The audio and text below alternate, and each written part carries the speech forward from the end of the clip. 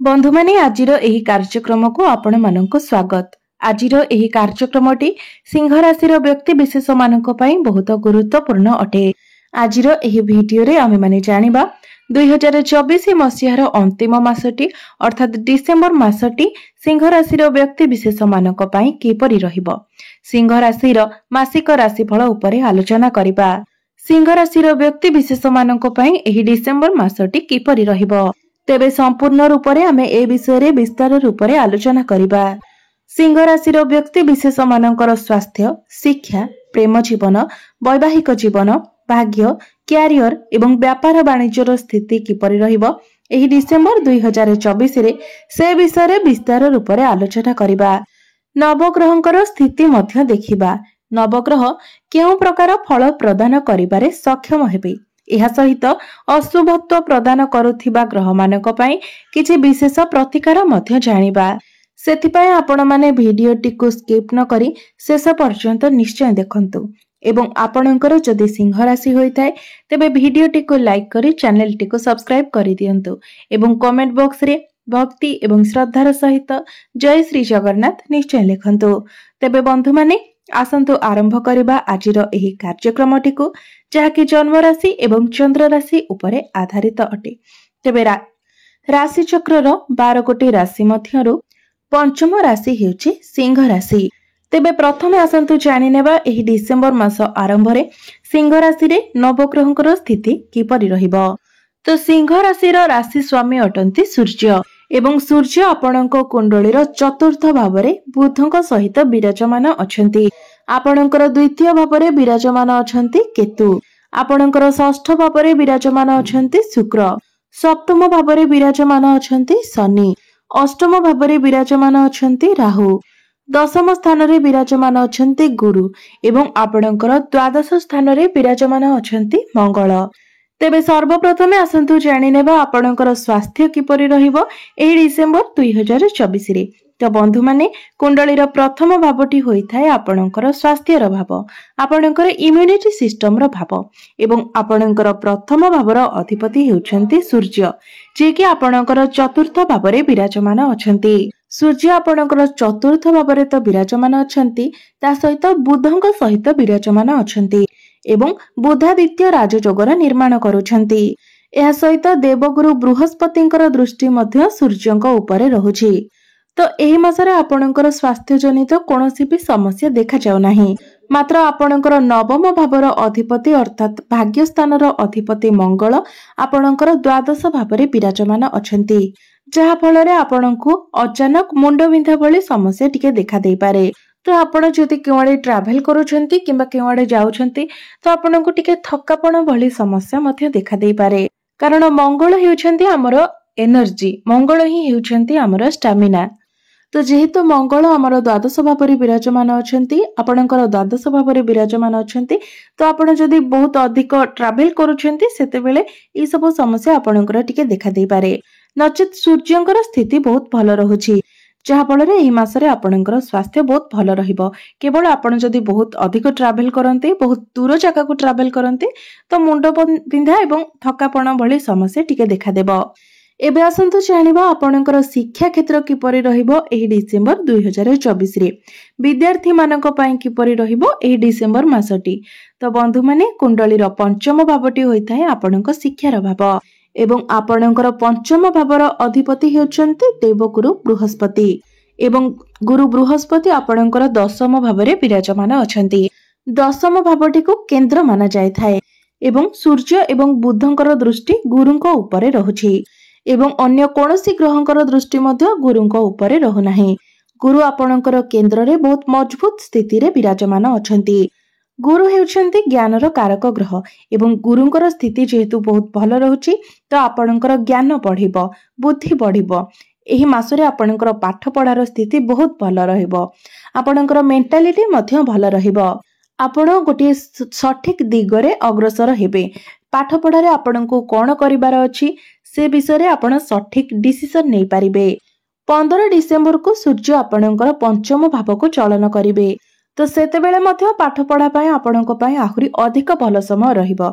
आपण जदि कोनोसी गवर्नमेंट पाई प्रिपेयर होउथिले तो ताहा 15 डिसेंबर परे आपणक पाई एक सुवर्ण सुजोग परि हेबो। तो पाठ पढ़ा को नेकी एही मासरे आपणकर कोनोसी भी समस्या नाही, बरं एही मासटी पाठ पढ़ा पाई आपणक पाई सर्वश्रेष्ठ रहिबो।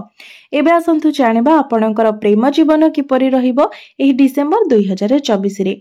तो बंधु माने कुंडलीर पंचम भावटी शिक्षार भाव हेबा सहित पंचम भावटी होइथाय मध्य आपणक प्रेम जीवनर भाव, आपणक संतानर भाव एवं आपणकर पंचम भावर अधिपति हेउछन्ति देवगुरु बृहस्पति, जे कि आपणकर दशम भावरे केंद्र स्थान रे मजबूत स्थिति रे विराजमान अछन्ति एवं गुरुंकर दृष्टि सूर्यंक उपरे एवं सूर्यंकर दृष्टि गुरुंक उपरे रहुछि।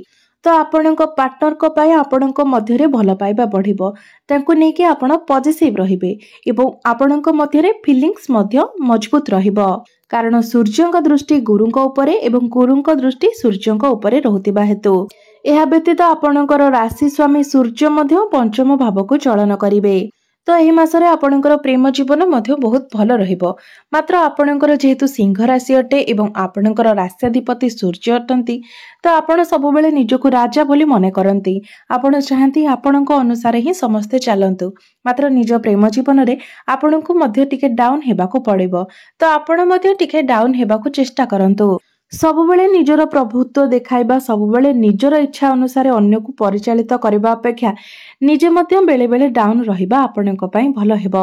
कारण एसबु पई आपणक लव लाइफ रे बेले बेले समस्या आसी पारे, कारण केही भी चाहते नाही सबुबेले जनक अंडर रे रहिबा पई। समस्तंकर निजस्व इच्छा रहिताय, स्वतंत्र इच्छा रहिताय। तो आपण निज इच्छा को जे भली भाबरे सम्मान देउछंती, अन्यर इच्छा को मध्य सम्मान देबाको सिखंतु। आपण मध्य सामना वालांकर इमोशन को फीलिंग्स को बुझीबाको चेष्टा करंतु। तो एही मासरे आपणकर प्रेम जीवन को नेकी कोनोसी भी समस्या नाही। आपणकर प्रेम जीवन संपूर्ण मासटी रे बहुत भल रहिबो। एबे आसंतु जानिबा आपणकर वैवाहिक जीवन किपरि रहिबो एही डिसेंबर 2024 रे। तो बंधु माने कुंडलीर सप्तम भावटी होइथाय आपणक वैवाहिक जीवनर भाव, आपणक जीवन साथीर भाव एवं आपणकर सप्तम भावर अधिपति हेउछन्ति शनि एवं शनि निजर स्वराशि रे सप्तम भावरे ही विराजमान अछन्ति। एहा व्यतीत सबुठारु गुरुत्वपूर्ण कथा हेउछि जे वर्तमान शनि मार्गी होई सारिछन्ति एवं शनिकर स्थिति एठारे बहुत मजबूत मध्य अछि। मंगलंकर दृष्टि मध्य आपणकर सप्तम भाव उपर को पडुछि, जहा फଳରେ आपण आपणकर लाइफ पार्टनर को मध्यरे टिके क्रोध एवं जिद्दी स्वभाव देखिबाको पाइबे।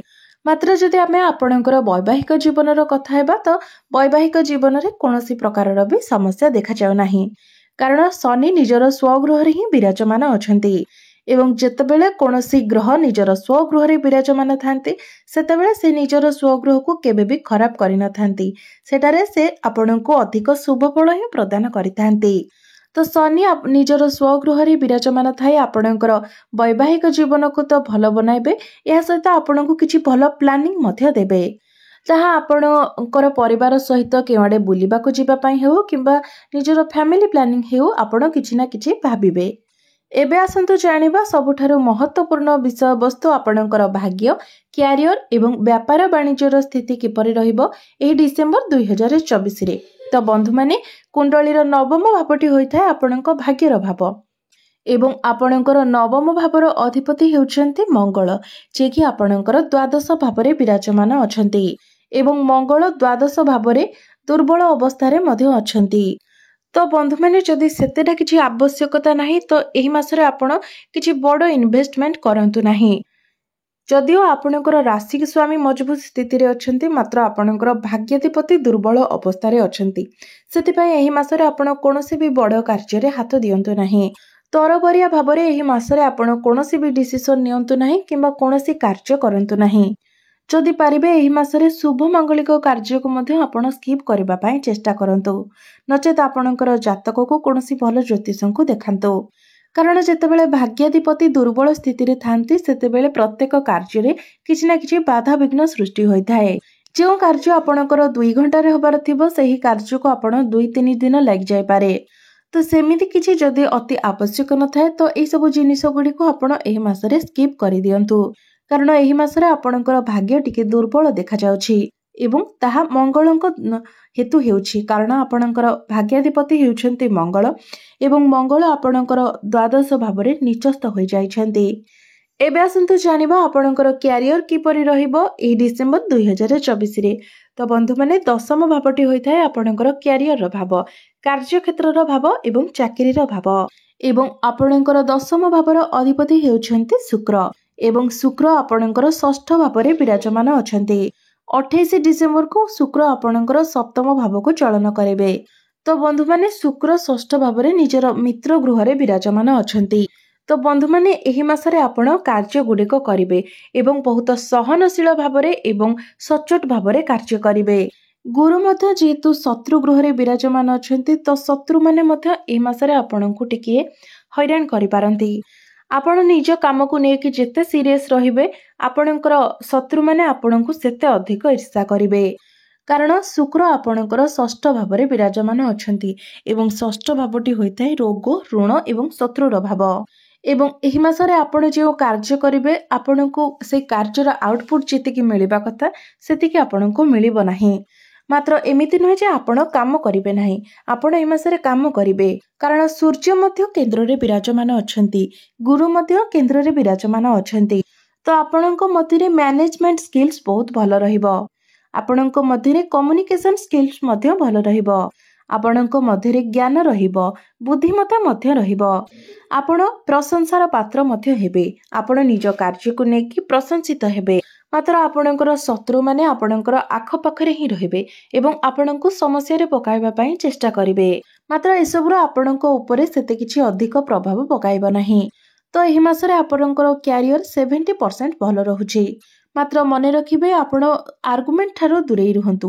କୌଣସି ବି ଆର୍ଗୁମେଣ୍ଟ ଚକ୍କରରେ ଆପଣ ପଡ଼ନ୍ତୁ ନାହିଁ। ନିଜର କାର୍ଯ୍ୟକୁ ମନ ଦେଇକି ଆପଣ କରନ୍ତୁ।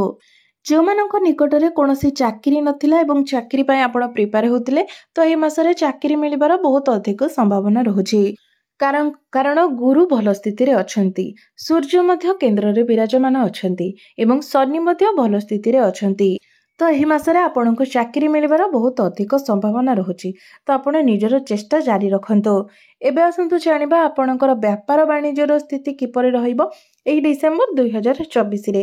ତ ବନ୍ଧୁମାନେ, କୁଣ୍ଡଳୀର ସପ୍ତମ ଭାବଟି ହୋଇଥାଏ ଆପଣଙ୍କ ବିଜନେସର ଭାବ ଏବଂ ସପ୍ତମ ଭାବର ଅଧିପତି ଶନି ସପ୍ତମ ଭାବରେ ହିଁ ନିଜର ସ୍ୱଗୃହରେ ହିଁ ବିରାଜମାନ ଅଛନ୍ତି। ତ ବିଜନେସକୁ ନେଇକି ଏହି ମାସଟି ଆପଣଙ୍କ ପାଇଁ ସର୍ବଶ୍ରେଷ୍ଠ ରହିବ। ଆପଣଙ୍କର ଡେଲି ଇନକମରେ ଗ୍ରୋଥ ଆସିବ ଏବଂ ବ୍ୟାପାରର କାରକ ଗ୍ରହ ବୁଧ ମଧ୍ୟ ଆପଣଙ୍କର କେନ୍ଦ୍ରରେ ବିରାଜମାନ ଅଛନ୍ତି। ତ ବିଜନେସ ଆପଣଙ୍କର ଏହି ମାସରେ ବହୁତ ଭଲ ରହିବ। ଏବେ ଆସନ୍ତୁ ଜାଣିବା କିଛି ପ୍ରତିକାର ବିଷୟରେ, ଯେଉଁ ପ୍ରତିକାର ଗୁଡ଼ିକ କରିବା ଦ୍ୱାରା ଏହି ମାସରେ ଆସୁଥିବା ସମସ୍ୟା ଗୁଡ଼ିକ ଦୂର ହୋଇପାରିବ ଏବଂ ଆପଣଙ୍କୁ ଅଧିକ ଶୁଭତ୍ଵ ପ୍ରାପ୍ତି ହୋଇପାରିବ। ତ ସର୍ବପ୍ରଥମେ ପ୍ରତ୍ୟେକ ଦିନ ଆପଣ ଗୁରୁଙ୍କର ବୀଜ ମନ୍ତ୍ର 108 ଥର ଜପ କରନ୍ତୁ ଏବଂ ଆପଣଙ୍କର ରାଶି ସ୍ୱାମୀ ଯେହେତୁ ସୂର୍ଯ୍ୟ ଅଟନ୍ତି, ତ ପ୍ରତ୍ୟେକ ଦିନ ଆପଣ ଉଦିତ ସୂର୍ଯ୍ୟଙ୍କୁ ତମ୍ବା ପାତ୍ରରେ ଜଳାର୍ଘ୍ୟ ଅର୍ପଣ କରନ୍ତୁ। ଆପଣଙ୍କ ପାଇଁ ବହୁତ ଭଲ ରହିବ। ଏବଂ ପ୍ରତ୍ୟେକ ଦିନ ଆପଣ ହନୁମାନ ଚାଳିଶାର ମଧ୍ୟ ପାଠ କରନ୍ତୁ। ତେବେ ବନ୍ଧୁମାନେ, ଆପଣଙ୍କର ଜୀବନ ମଙ୍ଗଳମୟ ହେଉ, ଏହା ହିଁ ଈଶ୍ୱରଙ୍କ ନିକଟରେ